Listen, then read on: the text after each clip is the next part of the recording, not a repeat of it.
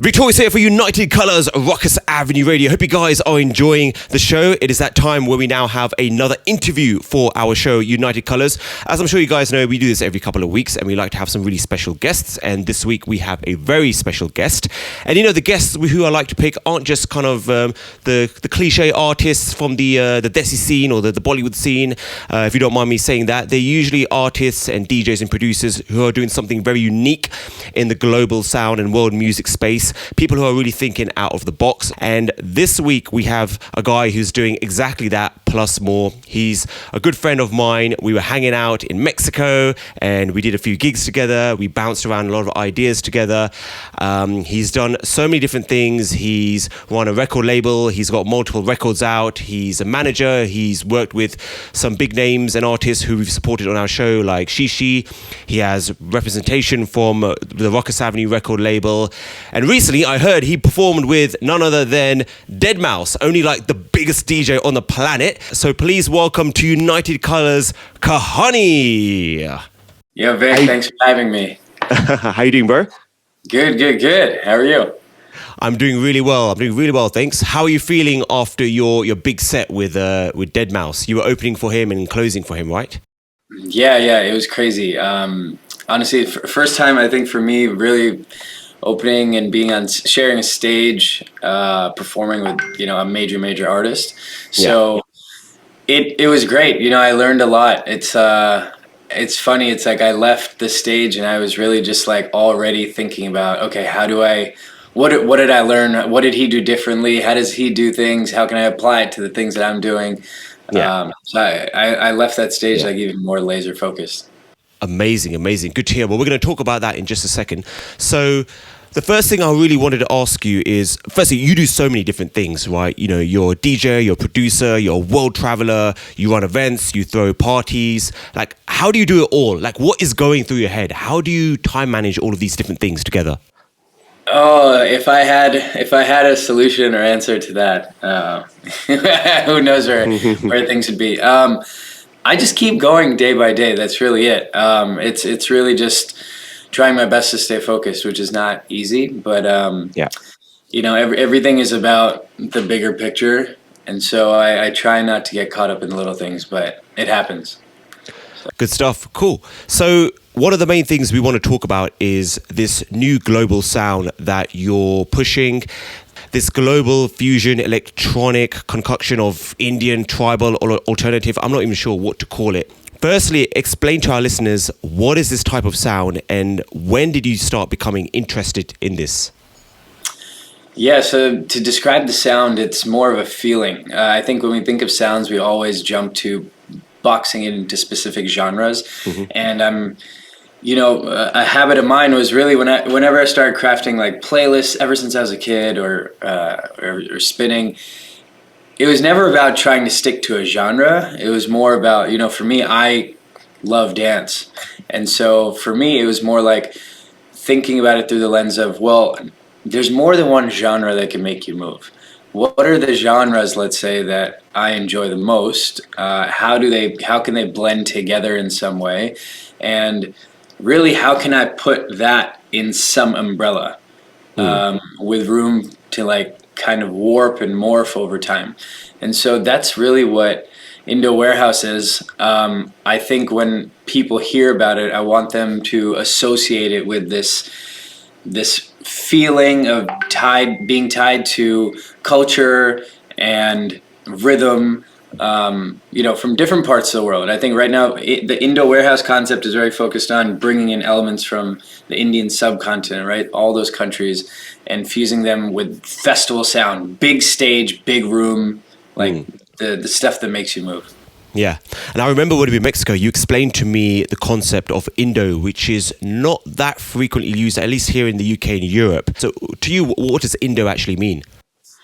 Indo literally is anything related to the Indian subcontinent, right? Yeah. So that's really it, and that's important to me because I think it's very easy to jump and say, "Oh, this must mean it's Indian," and it's way more than that.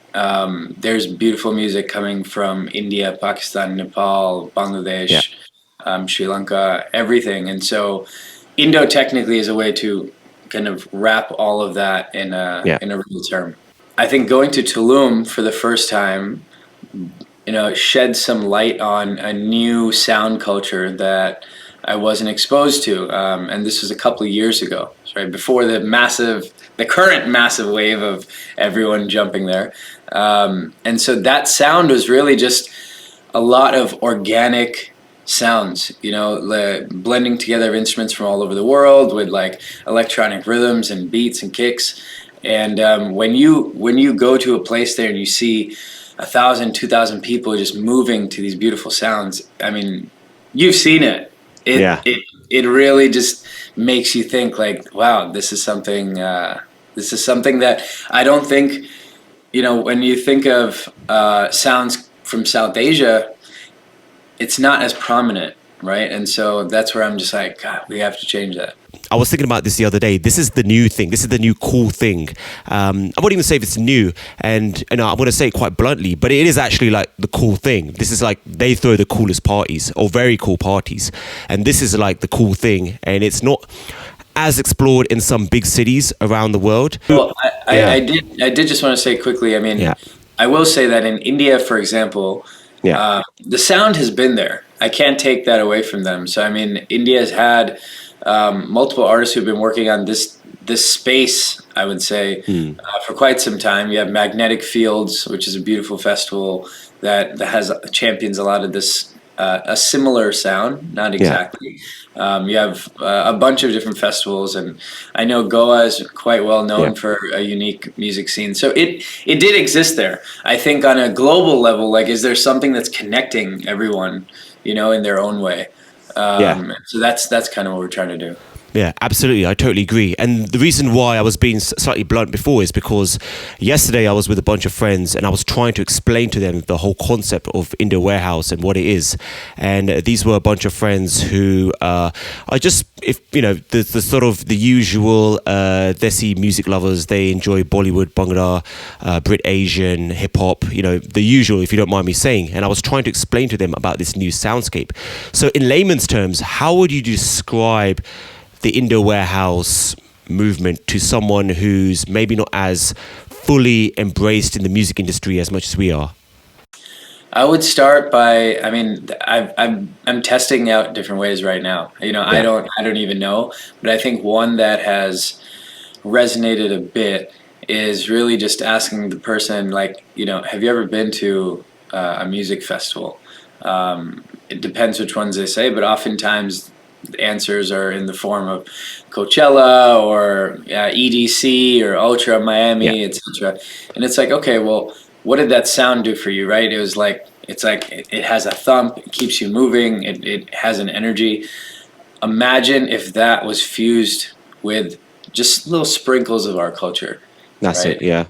And then it starts to make sense, but I think we're still at a stage where, like, until you hear it, it's kind of hard. Yeah. And the key thing which you said there was, sprinkles, just a little bit. It seems like you're not just creating this event for South Asian people. It's for everyone who, may enjoy that music. And I think sometimes if you do more than just sprinkle it, if it's there in full effect, full force, then it might become less appealing to a non-South Asian audience, which is probably not what you want, because you want to appeal it to everyone. So it has to make sense for everyone, and that feeling for it to be multicultural, it has to be there. I think it has to be done authentically too, because I think in the production process, if you're overthinking and saying, oh, this is too much and I have to tone it back so that I have a wider audience, the catch-22 there is then, well, in your production process, you're not, you haven't figured it out yet, right? Like, it should come naturally. I think most of the artists that we're working with on this sound, they're naturally drawn to just sprinkling, right? Because if you produce with like a ton of Bollywood samples, let's say, or sound, naturally, it'll appeal to a smaller and smaller audience. And so I'm really looking for the artists who are, they'd have a natural knack for knowing like what it's like to just produce with just this nice little layer Yeah. of our culture.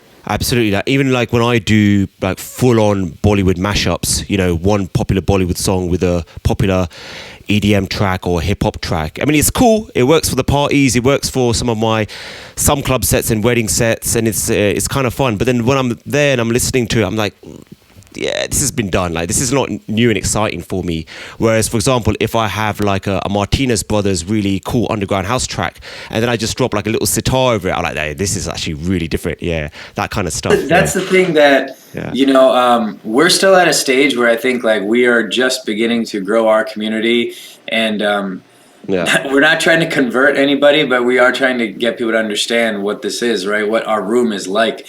And so I think, we will most definitely for at least sometime be seeing some people who, catch some of our advertisements, our promos and whatever, and assume, hey, this is a Desi party, so it must have, Pali Bhangra, etc. So yeah, this looks cool. Let me go to it.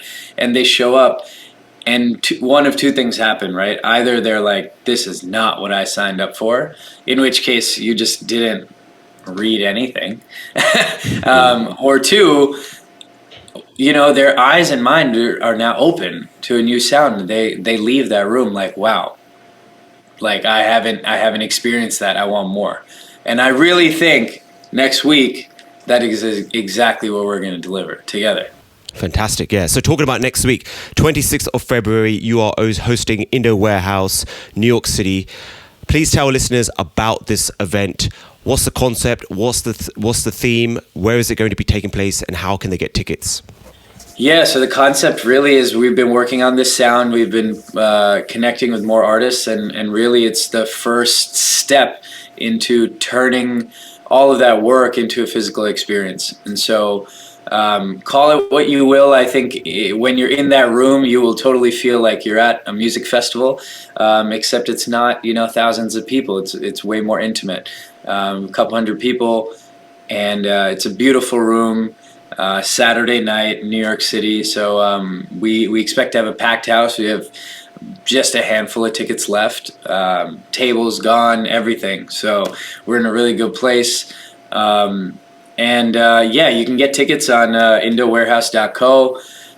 Jump there. You can see all the info. You can see the lineup and Vik's pretty face on that website as well. And I think, super excited. It's good to have you fly all the way over, and hopefully we can bring this to London. Absolutely.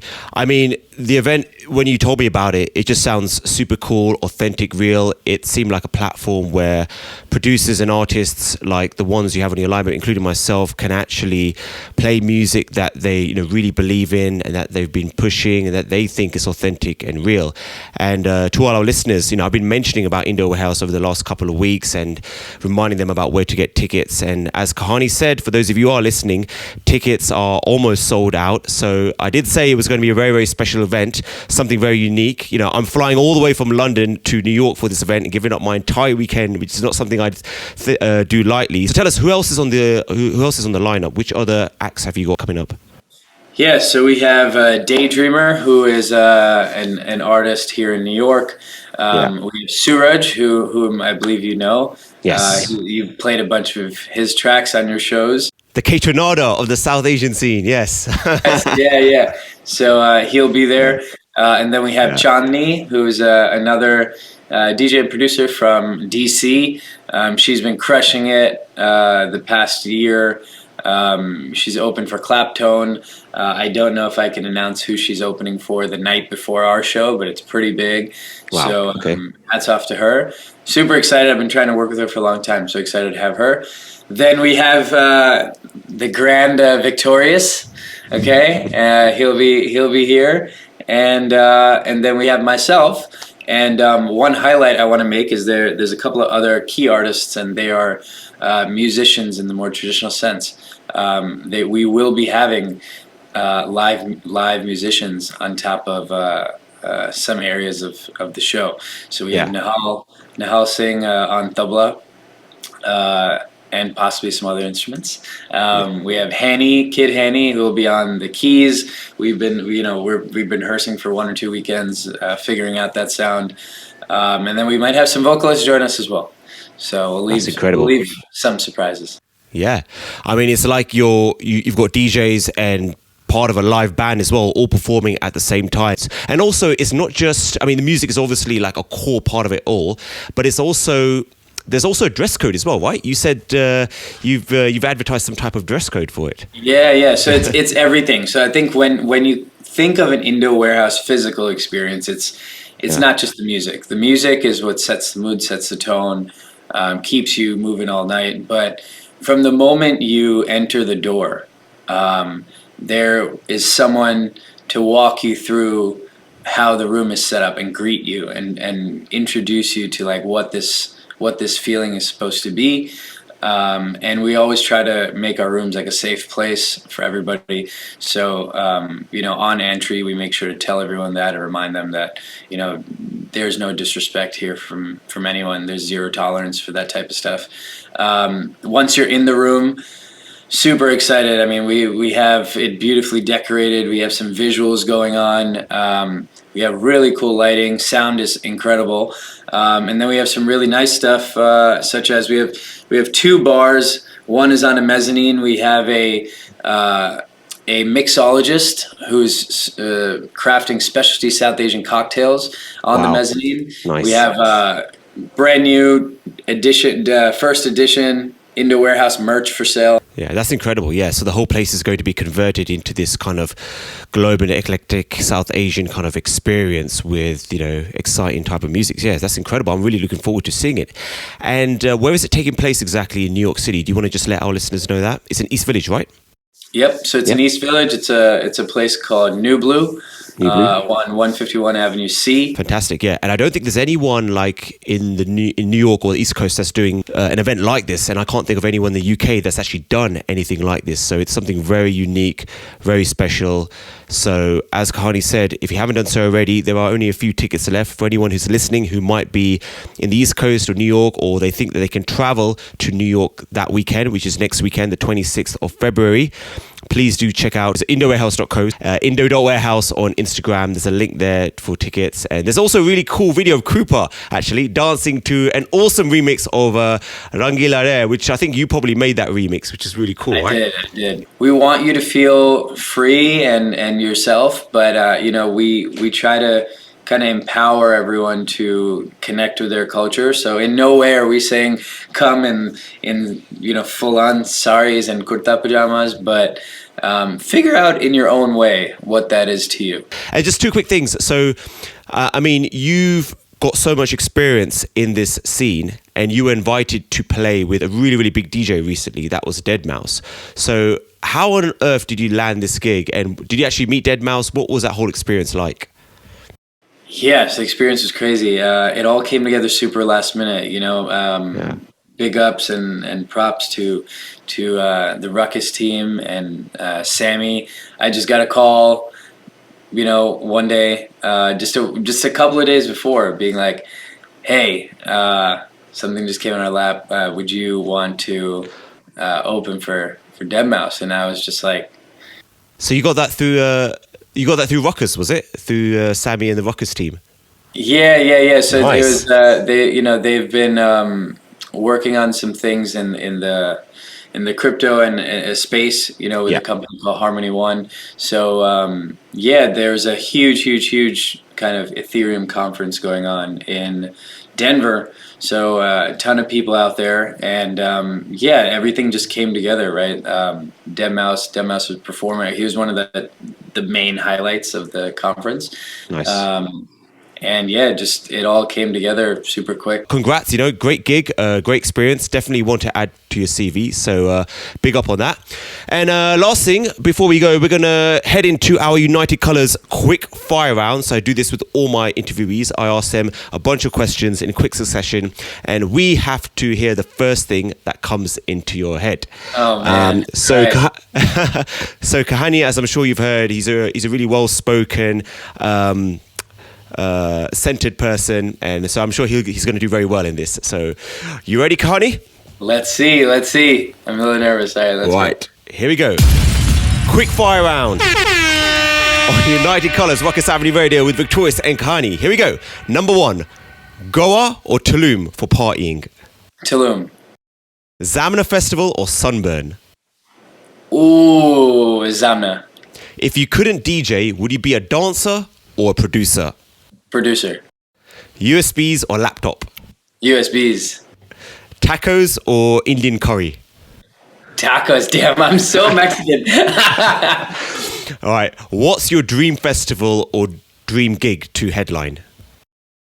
Ooh, I want to be part of Coachella. Coachella. Okay. Capacity. All right.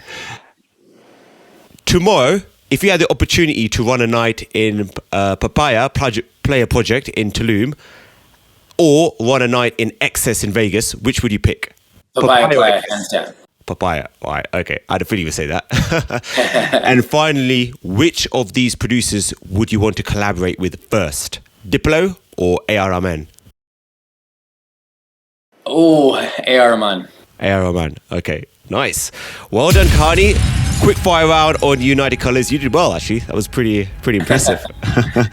So, just before you go, please tell our listeners about Indo WareHouse, where they can find out more information about it. I think you did earlier, but just one more time for our listeners, tell them where they can find out more about the event and where to get tickets. Absolutely. So anything Indo WareHouse related, you can jump to Instagram, indo.warehouse, follow us, message us, and hit the link on our Instagram profile, and that'll take you to the website and tickets and all of that. And sign up for updates. We really want to take this around the world, so maybe you'll see us soon. As for me, also on Instagram at Kahani Music. Shoot me a message, follow, get to know me, and tag along on the journey. It's just beginning. Amazing. So you heard it there. 26th of February is Indo WareHouse in New York City. That's Indo, I-N-D-O warehouse.co. You can follow that link for more information and tickets.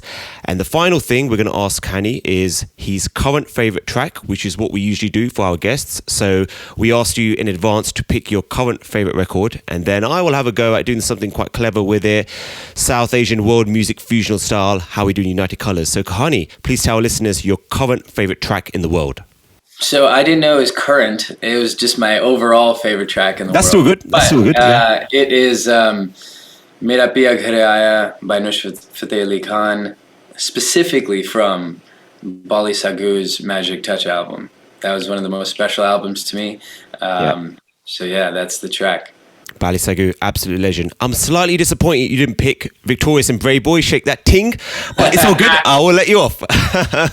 Kahani here on United Colors.